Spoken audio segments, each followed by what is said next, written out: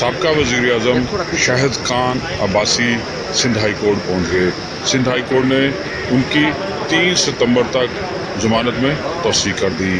Media سے گفتگو کرتے ہوئے ان کا کہنا تھا کہ سب کو مل کر کام کرنا ہوگا. کراچی کے مسائل اکیلے حل نہیں کیے جا سکتے.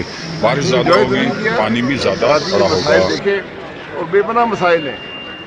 اب اس میں ایک دوسرے پر الزام لگانے کے بجائے میرے خیال ضرورت ہے کہ ان مسائل کو حل کرنے کی طرف توجہ دی جائے.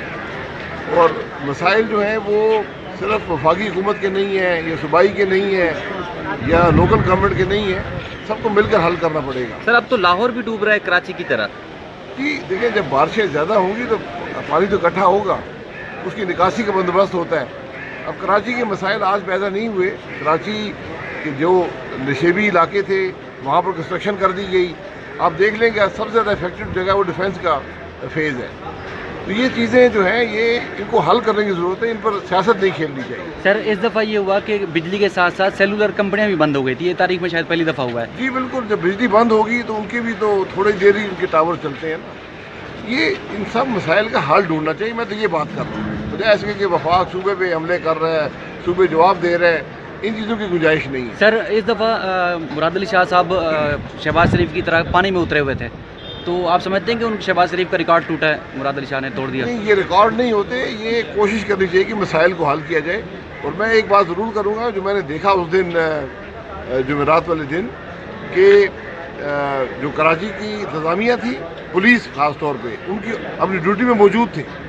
ان کی کوئی کمی نظر نہیں آئی. اور جو شہری تھے، ہر گلی میں نوجوان جو تھے وہ آپ کو بتاتے تھے کہ یہاں پانی بھر گیا ہے، یہ ہٹ جائیں، اس راستے سے جائیں. تو بڑا ایک جذبہ بھی کراچی کے اندر موجود ہے. سر یہ تو کراچی کی خوبصورتی ہے، لیکن آپ کافی دیر تک روڈوں پر خوار بھی ہوتے رہے.